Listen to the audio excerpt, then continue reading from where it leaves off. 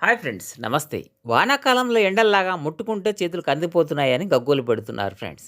ఇదంతా ఏమిరా సామి అంటారా? అదేనండి మన 'ప్రభాస్ కల్కి' 2898 ఏడి టికెట్స్ గోల అంతా. టికెట్ రేట్స్ టమాటా రేట్‌ని బీట్ చేసి ఎక్కడికో వెళ్ళిపోయాయి.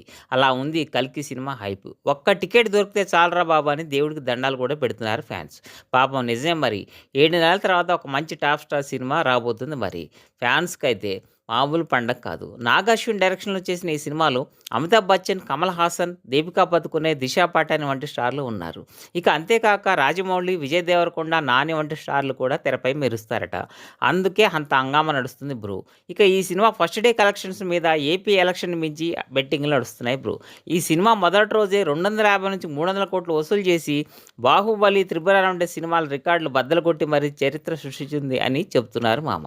ఇందులో చాలా నిజం ఉంది భయ్యా. ఎందుకంటే కాకినాడ నుంచి కెనడా దాకా స్క్రీన్స్ పడుతున్నాయి మరి.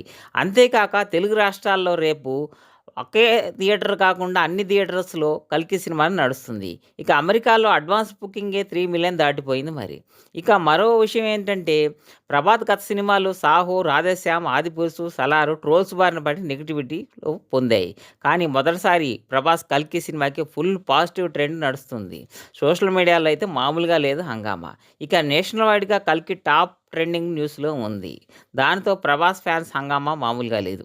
ఈ వీడియోపై మీరేమనుకుంటారో కామెంట్ చేయండి. మా వీడియో నచ్చితే లైక్ చేయండి, షేర్ చేయండి.